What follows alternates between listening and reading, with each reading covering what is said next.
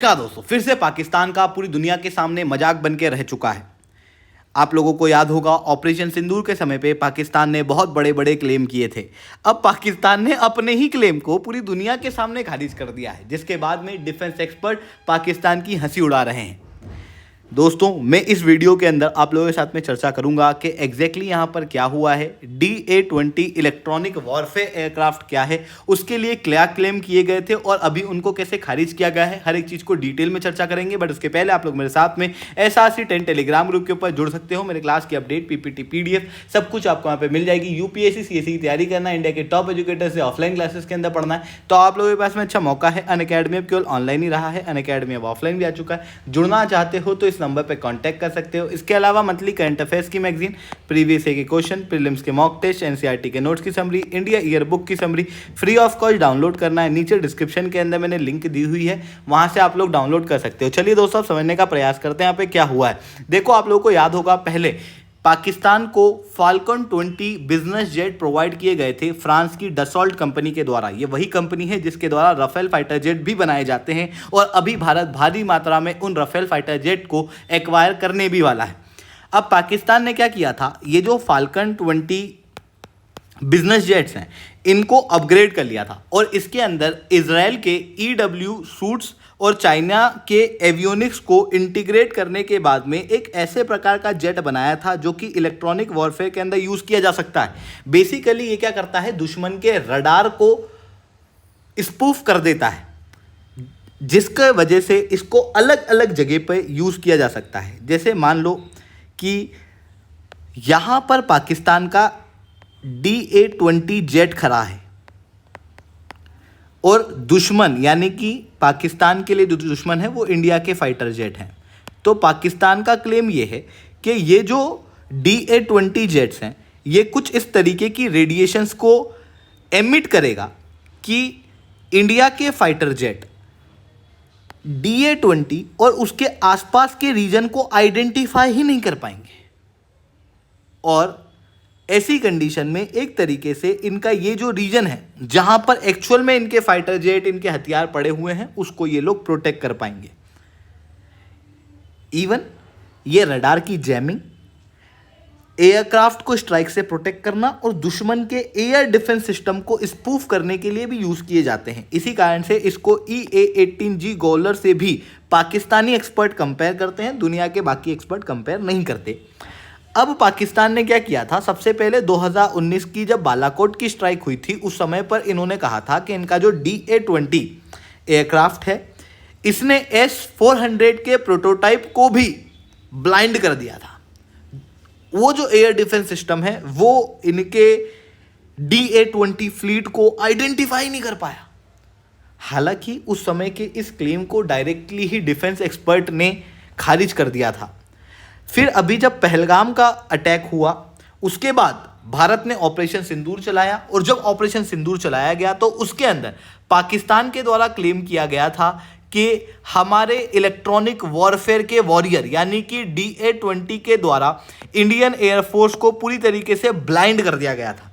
इस तरीके के क्लेम इनके द्वारा वर्ल्ड के अंदर रखे गए, और फिर अभी इसी ISPR का ही एक नया डोजियर सामने आया है। इस डोजियर के अंदर इन्होंने खुद कहा कि जो पाकिस्तान का भुलारी बेस है, पाकिस्तान का भुलारी बेस ये वही बेस है जहां पर बेसिकली ये जो इलेक्ट्रॉनिक वॉरफेयर के अंदर यूज किए जाने वाले DA-20 फ्लीट जो है वो रखे रहते हैं। ऐसी कंडीशन में अगर DA-20 फ्लीट बहुत ज़्यादा इफेक्टिव है तो फिर पाकिस्तान की एयरफोर्स का भुलारी बेस के अंदर कोई भी अटैक नहीं होना चाहिए था। अगर इन्होंने इंडियन एयरफोर्स को ब्लाइंड कर दिया था तो फिर यहां पर कोई भी मिसाइल जो है वो स्ट्राइक नहीं होनी चाहिए थी। सीधी सी चीज है, क्योंकि ये जो इलेक्ट्रॉनिक वॉरफेयर के अंदर यूज होने वाले DA-20 फ्लीट्स हैं, ये DA-20 फ्लीट्स का काम ही यही है कि ये किसी मिसाइल को स्ट्राइक नहीं होने देंगे, दुश्मन के द्वारा उस रीजन को आइडेंटिफाई नहीं किया जाएगा। और इन्होंने यही क्लेम जो है वो उस समय पे ISPR के द्वारा क्लेम किया गया था। तो अभी रिसेंटली क्या हुआ है कि इन्होंने अपनी ISPR की रिपोर्ट के अंदर खुद ब खुद ये कह दिया है कि इनके PAF बेस भोलारी के अंदर एक बहुत बड़ा गड्ढा हो गया है। वो गड्ढा कैसे हुआ था, वो गड्ढा ऐसे हुआ था कि 8 मई के दिन जब भारत के द्वारा पाकिस्तान के एयरफोर्स के ऊपर अटैक किया गया तो निर्भय मिसाइल तेजस मार्क 1A से इन्होंने खुद इस बात को एक्सेप्ट किया है कि वो यहाँ पर आके टकराई थी। 80 फुट का एक बड़ा होल यहाँ पर हुआ था। लगभग 5 पाकिस्तानी प्रोफेशनल्स की मृत्यु भी हुई थी और इनके इलेक्ट्रॉनिक वॉरफेयर को देखने वाले स्क्वाड्रन लीडर की भी यहाँ पर मृत्यु हुई थी। साथ में इनका भारी नुकसान इक्विपमेंट के अंदर भी हुआ था। यानी कि जो DA-20 फ्लीट है उन्होंने बेसिकली अपना काम किया ही नहीं, जो क्लियर इस डोजियर के अंदर देखने को मिल रहा है।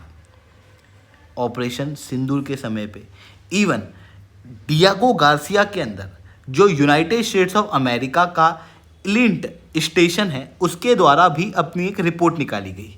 उस रिपोर्ट के अंदर ये बताया गया कि DA-20 के इलेक्ट्रॉनिक सिग्नेचर जिस समय पे ऑपरेशन सिंदूर चल रहा था उस समय पे आइडेंटिफाई नहीं हुए। जो थोड़े बहुत जैमर पाकिस्तान द्वारा यूज़ किए गए थे वो सरगोड़ा के अंदर थे, जो भी पूरी तरीके से फेल हो चुके थे और ब्रह्मोस ने उस समय पर सरगोड़ा के ऊपर अटैक किया था, जो कि क्लियर है कि पाकिस्तान के जैमर्स हों या फिर वो जो इलेक्ट्रॉनिक वॉरफेयर के लिए क्लेम करने वाले उनके जेट्स हों, ये सब फेल्ड हैं, जिसकी वजह से पाकिस्तान की क्रेडिबिलिटी कम होती है।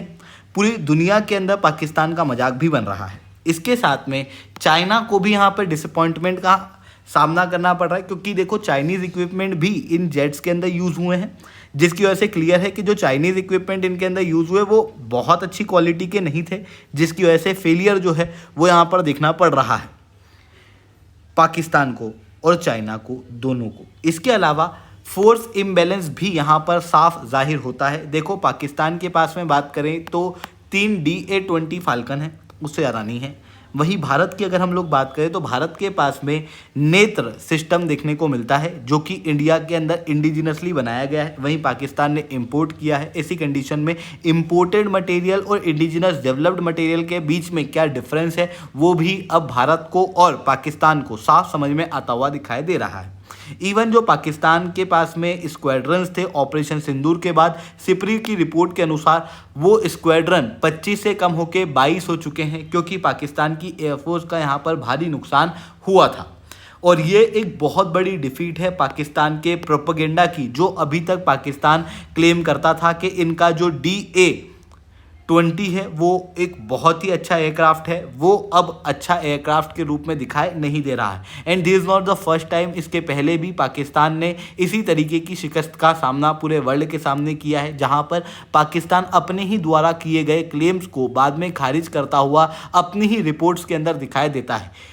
ये आप क्लियरली पुराने कई सारे क्लेम्स के अंदर देख सकते हो। आई होप ये सारी बातें आपको समझ में आई होंगी। लेक्चर अच्छा लगा हो तो लाइक करना, लेक्चर बहुत अच्छा लगा हो नीचे SRC10 कमेंट करना। UPSC CSE की तैयारी करना है, इंडिया के टॉप एजुकेटर से ऑफलाइन क्लासेस के अंदर पढ़ना है, आप लोगों के पास में अच्छा मौका है। अनअकैडमी अब केवल ऑनलाइन ही रहा है, अनअकैडमी अब ऑफलाइन भी आ चुका है। हमारे सेंटर्स ऑलरेडी खोले जा चुके हैं, जुड़ना चाहते हो तो इस नंबर पर कॉन्टैक्ट कर सकते हो।